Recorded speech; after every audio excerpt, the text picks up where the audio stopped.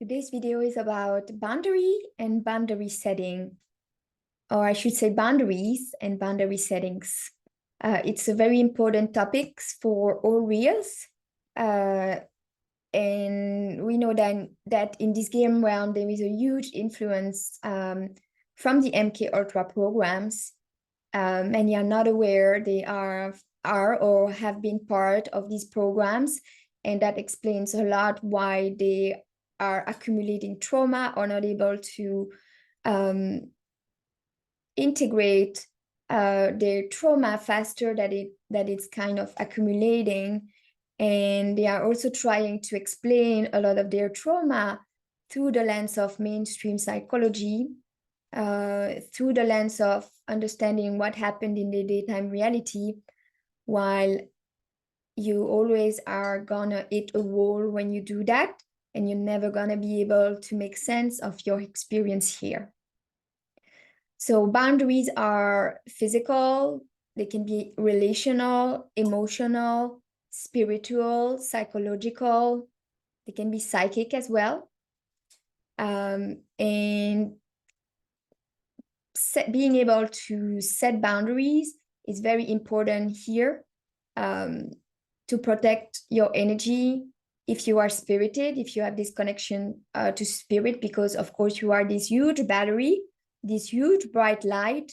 If we could see it for what it is, and the backdrops surely are not emitting that kind of light. That's why you might have been feeling like you were hunted in different places, like you couldn't escape the engineering from the simulation.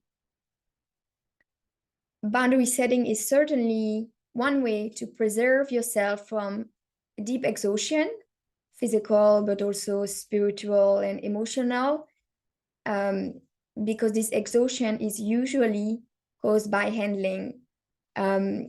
So is physical pain and feeling really stuck in your mind and in your body. This is usually telling you you would need to uncord from some handling happening around you if you want to feel differently. Now, with your clear abilities, you can feel often that you are signing contracts. You might not always be able to explain to yourself and then to others why you feel this way and why you don't agree to what's happening.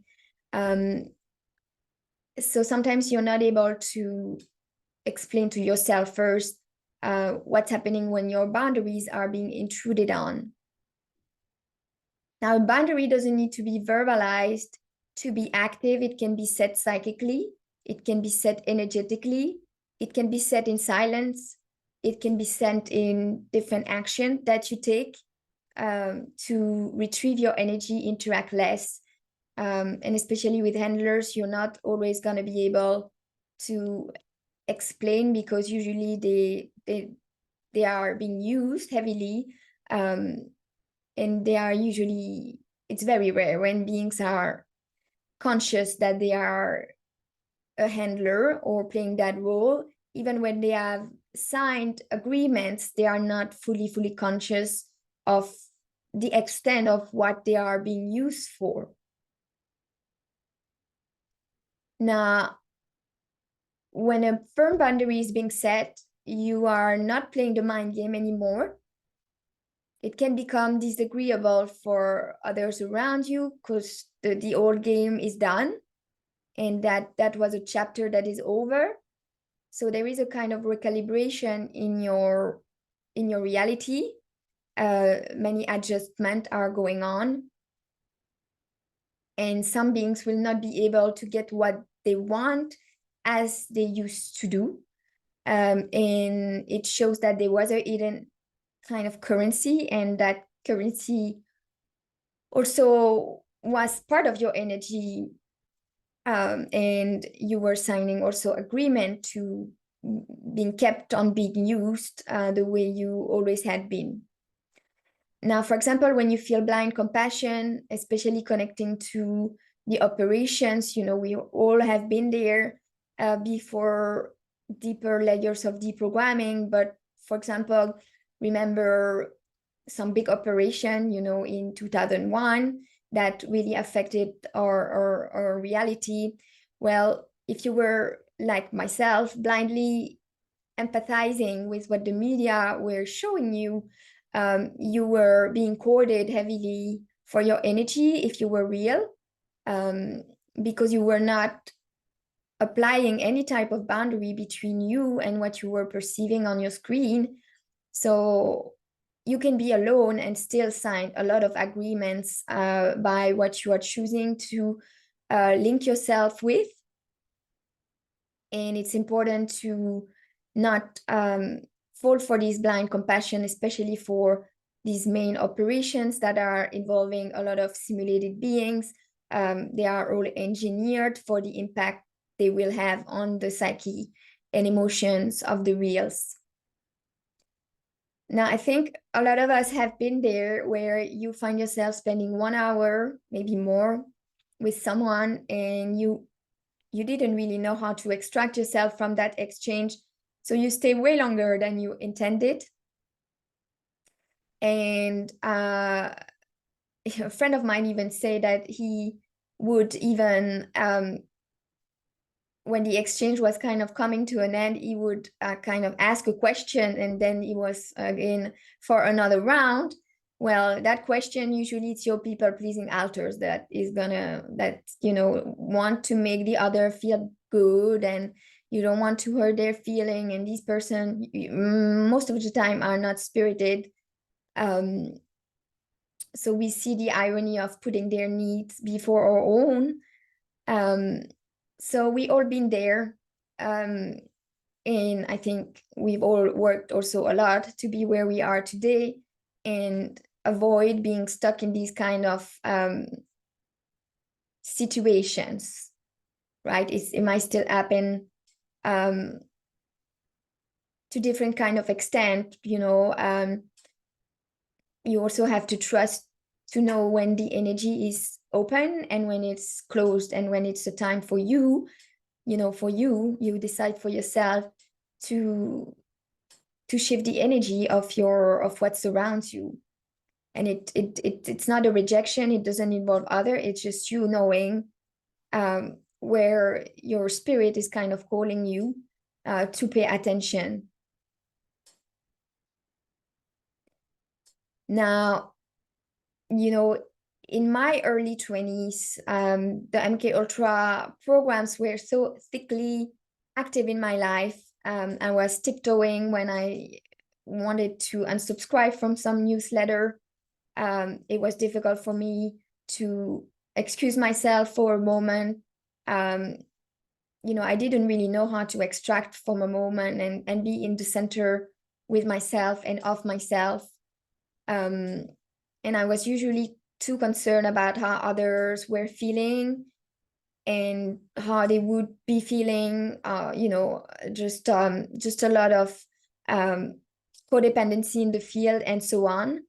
And now I realized that most of them were backdrops, most of them I'm not in touch with. I was, of course, surrounded, as any fire creation beings would be, by these kind of situations engineered around me. Why? Because it would work at that time. Now the situations have changed, but they still target my blind spots and my shadow unhealed aspects and my people-pleasing alters. We are encouraged to be needless and want less here so we can better serve the gamekeepers. And our low self-esteem is generally engineered due to repetitive boundary crossing. At least it's kind of reinforced in our daytime. You know, we go through the program, we are traumatized, we carry so much trauma. And then as we are trying to heal and put back some pieces of the puzzle for our own self-esteem, there is a lot of discouraging through repetitive boundary crossing.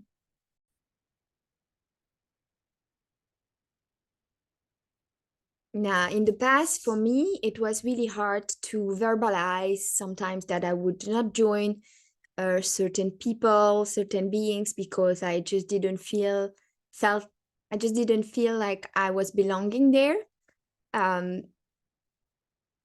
but the fact that I was taking so much care about how they would feel, and most of these people weren't even real. So of course I realized the irony of that a lot of years later. Now I've noticed that these kinds of situations are not kind of presenting in my reality anymore, just because it doesn't work anymore. So the simulation is not even trying, because the boundaries have been learned since then. But of course, other attempts are made in other areas where I haven't learned a whole lot that I need to learn in terms of boundary setting. So for now, these kinds of situations are not so difficult to decline anymore as it was in the past, though I recently declined attending a kind of work reunion, and it was not easy. I mean, it was not as easy as it could be, as it should be, maybe.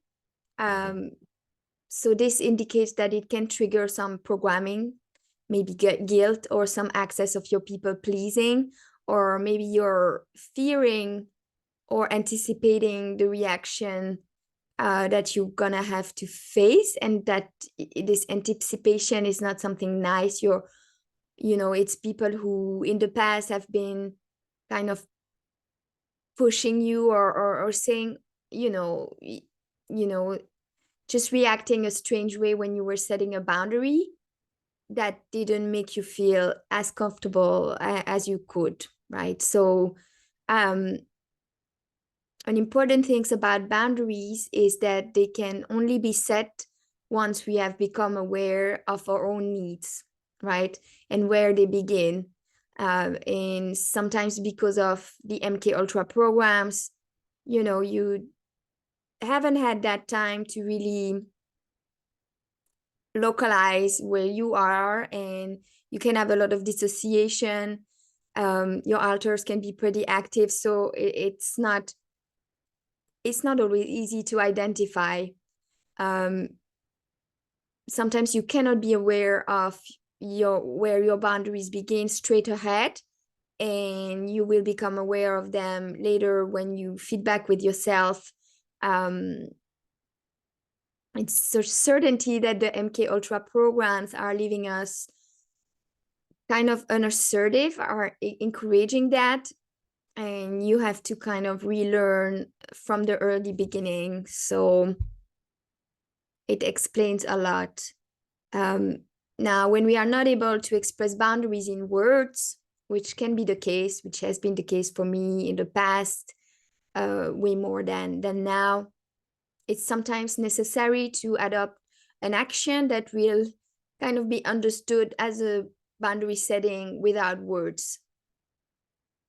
Now, every spirited path is individual, and all of us, the spirited ones, we have to keep conscious about our own parameters, when and how we can be and are choosing to be in interactions with others, while respecting ourselves, our own rhythms, our own needs, and what our spirits is kind of seeking to experience here. I attended a workshop a few years ago in Holland, and I remember a participant. When I first saw her, I instantly liked her. I was happy she was there, and we ended up kind of in the same area in the dorms. It was a female only retreat, and she later became a friend. And I remember during a practice, she was claiming a vigorous no, like it was an exercise, and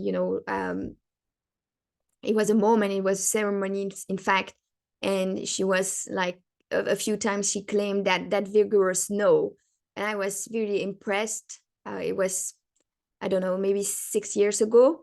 She was daring to speak that no, even knowing that we would be hearing it. And actually, I was really happy to be hearing it. It was a positive impact, a positive influence in my experience.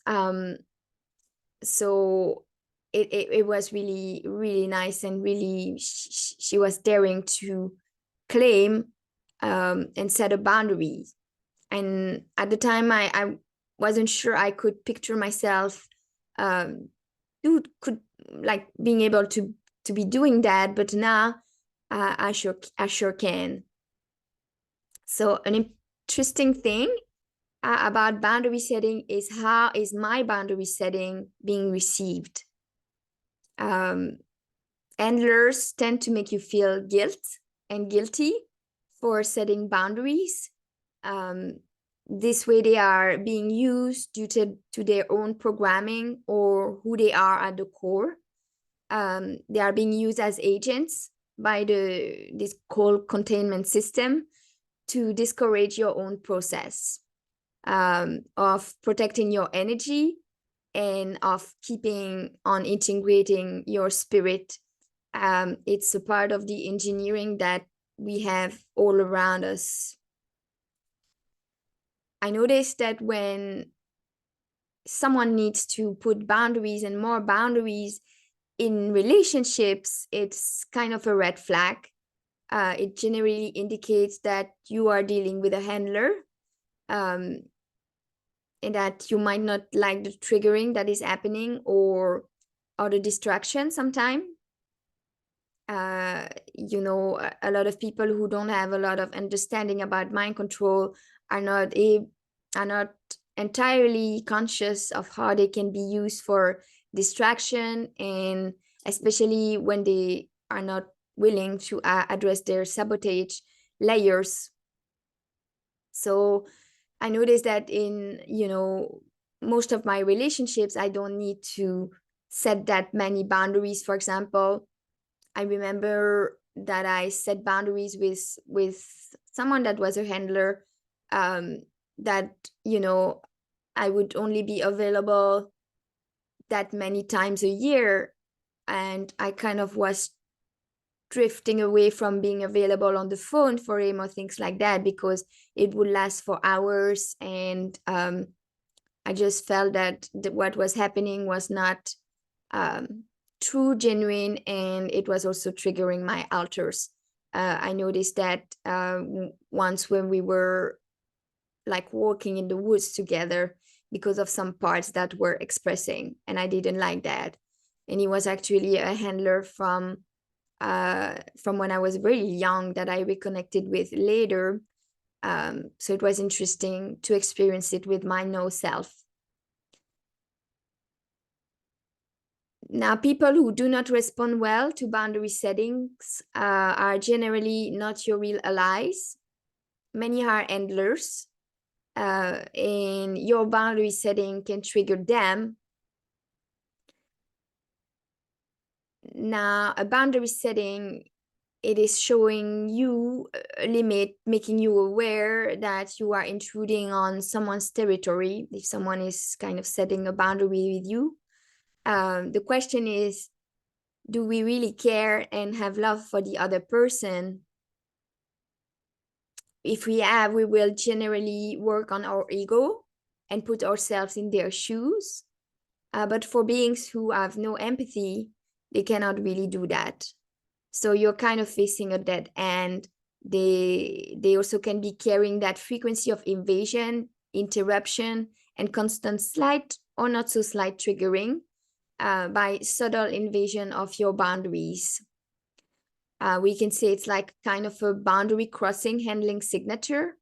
It is concerning when others show no care about the fact that they are intruding your personal space, or no gratitude or respect that you are devoting your life energy in order to assist them. And colder beings usually don't play fair also in relationships in terms of communication. So it does matter when others are asking you to sacrifice your own needs for their own benefits.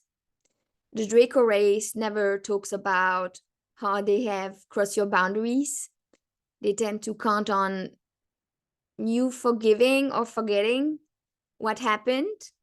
They have a huge issue with respecting boundaries, and they tend to be used as handlers for other reals. They push you to your limits, and then they make you feel guilty when you are placing any type of boundaries with them. It's easier when you know it's kind of the mind game at play. They will intrude energetically on your boundaries. They will take a space that is not theirs to take. Now, there is a lot of programming based on punition when boundaries have been crossed. I noticed that a lot, especially the punishment programming towards pets and children. So it is causing stress and damaging the relationship, but it's been kind of hammered in our head and minds through years of school. That's how it was working, and repetition, and just how this whole a big part of how this whole game is kind of designed. Now, there are some beings who do not care to understand a boundary expressed kindly or with a smile. It's a little bit like you would do with a dog, like you say kind no, and it doesn't really work. Now, sometimes you need to reestablish the boundary once you have when you are physically outside of the situation, or you can do that to a percentage. Like you can be co-conscious while it's happening, but not entirely processing all the layers of what's going on, and it kind of keeps on going back and back to your consciousness until finally you have, let go of all the cover memories, false memories linked to the perceptions you have of others, of yourself, and this reality. So you can correct, adjust with self-reflection, and take your time to reach more clarity.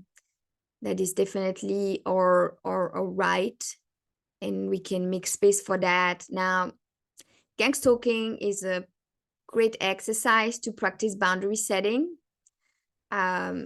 You have beings like really crossing your boundaries. It can be in your physical space, or you can be gangstalked by different members, especially if you are traveling anywhere, especially in the hot spots for the reels, where they kind of spider web through a lot of different techniques of mind control.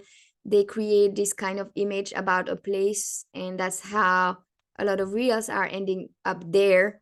And these, of course, they have also a lot of agents, because it attracts all kind of people, and also a lot of gangstalkers or weird beings who are not very aware of how they are really being used. So I think it was a good exercise for me, not to care to be polite with them, because it was so intense, and it was like multiple crossing of boundaries a day through different avenues, and I really felt like I was fighting for my spirit, and I had to push them away rudely, and also learn how to not be accessed as much, like by being polite and being willing to give my contact away, things like this. So it is a perfect exercise to notice your progress. That was definitely for me, since I would not have been able to do that a few years before, and this was in 2019.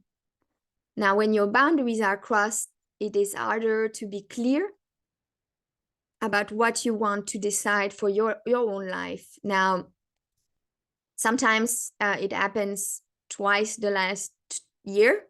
I had like this moment of really clarity and alignment with my spirit, and it felt like a sword, like, no, this is enough, bam, bam, bam. And I would stop to play the people pleasing me, and close the door and say no more. And it's a very nice energy to be in. Of course, I was not always connected to that energy after, so some things can come and make me doubt, or I can be dealing with some guilt programming. But if I remember clearly this moment, it was very clear.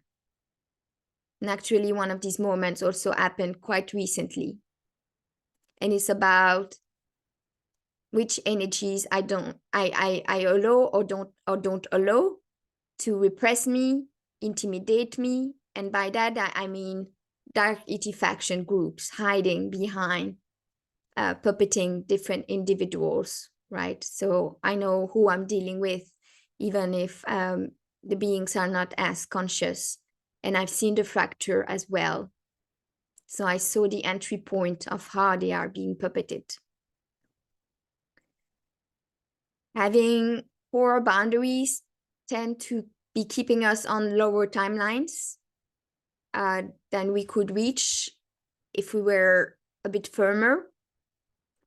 And the system generally is discouraging us with our boundary setting.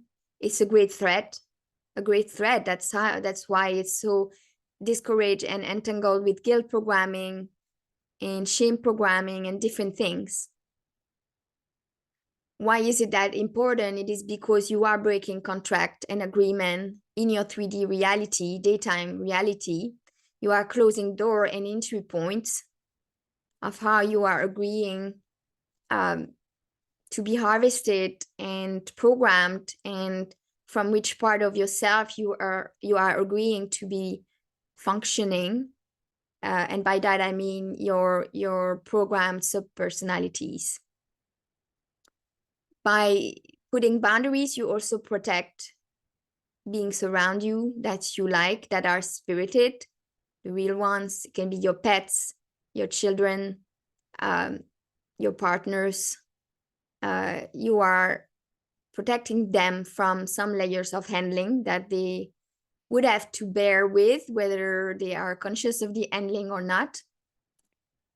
They probably are perceptive of some layers of heaviness. Now, when you become aware of, tracing back what's behind the need to set a boundary, you can easily cancel a few similar program narrative lines in your life. Now, the way other people react when you set a boundaries is gonna give you a lot of information about who you are really dealing with and what is their intent towards you. They might not be aware that they are being used by dark factions to trigger you, because boundary crossing is a way of triggering and being triggered. Now the system will try to buy your essence, your spirit essence, with money, but I don't believe it's worth the price, because if it was, we wouldn't be offered so many bribes. Now, sometimes it is hard to remember how important boundary setting is because of the mind-wiping drugs. You might remember today, but it slowly fades away. You forget the good reason you had for boundary setting. It kind of becomes vague and distant, and you're not really sure what was the root of it. This is because of the mind-wiping drugs. This is how you can trace them back in your system and how they affect your life. And as we keep on unplugging, the gamekeepers are left with less and less supply.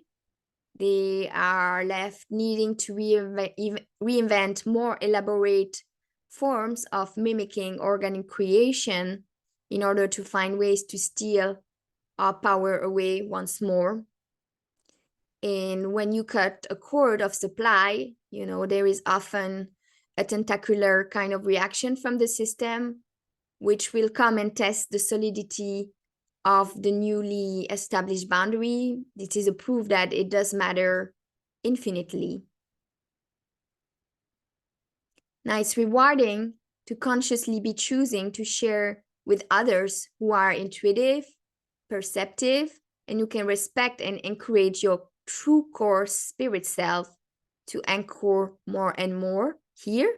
And you are probably, if you love them, if you're real alive for them, doing the same for them, you know, encouraging this true aspect. Now, you don't always have to justify why you need time, space, why you cannot join there or there, or why you cannot be part of some projects because you just don't align with the energy from the dark factions hiding behind certain individuals. And there is also a lot of puppeting with non-spirited beings who are sent for spying and accessing your code and furthering the entanglement, your entanglement within like this containment system. So sometimes the dynamic is so subtle, and it's just going to be a feeling, right? Others can also not be so aware of why they are being used and how they are being used. They might not have a lot of understanding about their own sabotage programming, that they can be used as a distraction, but at the same time being quite unwilling. So, you know, your energy doesn't really flourish with them. Now, some relationships will fall apart as you keep on practicing boundary setting, as the cement was, you know, for you to be in your people-pleasing altars, while with others it will deepen, you know, the bond will deepen as you are able to pursue the road together. Now, I'm an advocate for keeping on developing strong, fierce, tenacious, and really firm boundaries in this game, not only for oneself, but also for the other members of our communities, keeping the space clean from egotic pools and drama settings.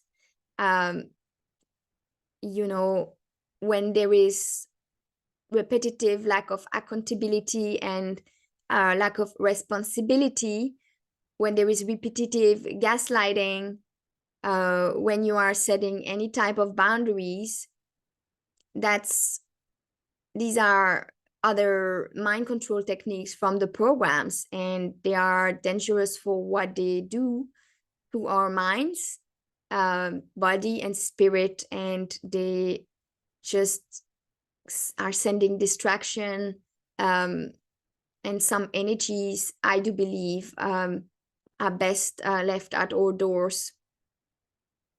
This journey is definitely about quality over quantity.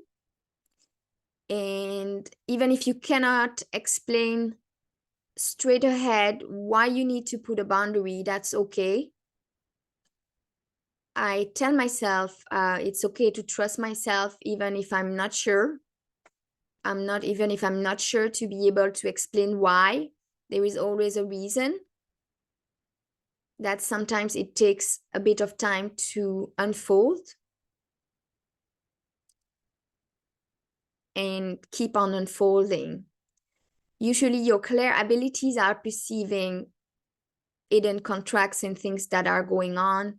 So that's why it's sometimes difficult to put into words, because you're perceiving the information, but it's with abilities that are beyond language. So I would follow that thread, because boundary setting is one way to move fast forward in this game. And it's okay to be abrupt with handlers who do not really love you and who are showing no respect for your boundaries. You might be haunted by guilt programming after setting a boundary, and that is okay. This is a good time to work on that guilt and to realize many more layers hiding behind that programming, and realizing this is a mind game and it's okay to set boundaries with people who are abusing you or triggering you. giving yourself the permission and leading the way for others to follow. Good questions are, how do we feel when people don't behave the way we would like for them to behave or think we deserve, or they don't treat us the way we think we deserve to be treated, or they don't give us the recognition that we would hope to be finding in the relationship?